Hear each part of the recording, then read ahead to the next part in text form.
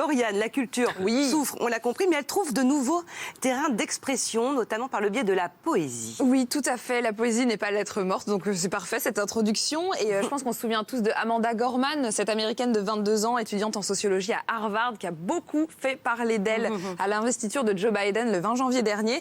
Elle a récité un de ses poèmes, The Hill We Climb, la colline que l'on gravit, qui est une référence en fait à la colline du Capitole qui a été prise d'assaut par les supporters de Trump quelques jours plus tôt, et aussi à la colline qu'il reste à gravir aux États-Unis pour se sortir de tout ça. Depuis, elle a fait la couverture du Time, forcément. Et ça titrait Black Renaissance, la Renaissance noire. Elle était interviewée par Michelle Obama, c'est quand même la classe, c'est très chic. Ah oui. Et elle a réitéré au Super Bowl, donc c'était dimanche dernier, elle a rendu hommage aux travailleurs sollicités dans l'épidémie de Covid-19, aux enseignants, aux infirmières et même aux marines américains à la retraite. Ce nouveau poème s'appelle Chorus of the Captains, la chorale des capitaines, et on en écoute un extrait tout de suite. Let us walk with these warriors, charge on with these champions, and carry forth the call of our captains. We celebrate them by acting with courage and compassion, by doing what is right and just. For while we honor them today, it is they who every day honor us. Voilà, forcément, il y a presque aura pas de des poème à effets la spéciaux. finale de la Coupe de France, forcément. Parce que Oui, non, mais ils sont marrants, Mais les c'est Américains. fou. Ils déclament de la poésie Ouais. dans un truc qui est très, très grand public, alors que nous, on 100 met des pubs, millions de quoi. téléspectateurs au Super Bowl, et donc qui découvrent cette vidéo qui fait à peu près 3 minutes avec un poème original commandé par la NFL. Donc c'est quand même assez fou. Donc pour moi, ça représente vraiment cette nouvelle génération de poètes qui sont engagés, politiques, militants, et surtout très suivis sur les réseaux sociaux. Et donc c'est nouveau, très suivi par les plus jeunes, la jeune génération. La plus suivie d'ailleurs, c'est une poétesse canadienne, elle s'appelle Rupi Kaur. Elle a 4 millions d'abonnés sur Instagram, ça fait pas mal. Elle a 28 ans, elle a déjà publié 3 recueils et elle a été vendue à plus de 8 millions d'exemplaires. Elle est traduite en 43 langues, c'est une success story de la poésie.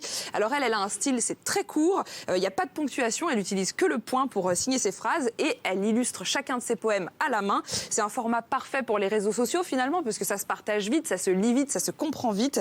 Et puis elle aborde des sujets qui parlent à toute la nouvelle génération, l'amour, les ruptures, l'amour de soi, le fameux self-love, comme dans Lait et miel, paru en 2014, où elle disait « Je ne suis pas partie parce que j'ai cessé de t'aimer, je suis partie parce que plus je restais, moins je m'aimais ». Donc on apprend maintenant à être indépendante à travers la poésie. Là j'ai parlé d'une Canadienne, d'une Américaine. En France ça bouge aussi, il y a une blogueuse et autrice militante afroféministe et poétesse française, c'est Kiemis.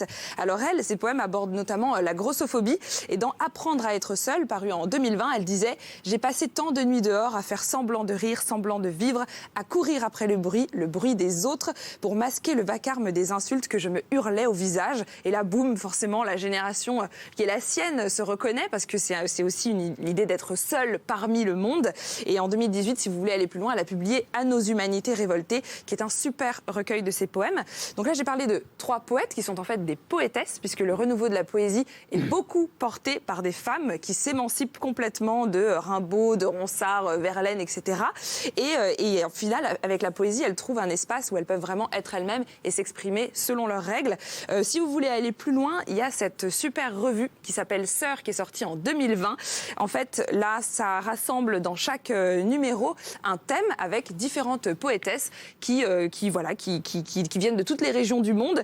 Le premier, c'était sur justement la place des femmes dans la poésie, et le deuxième sur la douceur supposée des femmes. C'est beau, c'est puissant, c'est féministe, c'est politique, et en plus, ça rime, c'est très poétique. Merci beaucoup, Lauriane.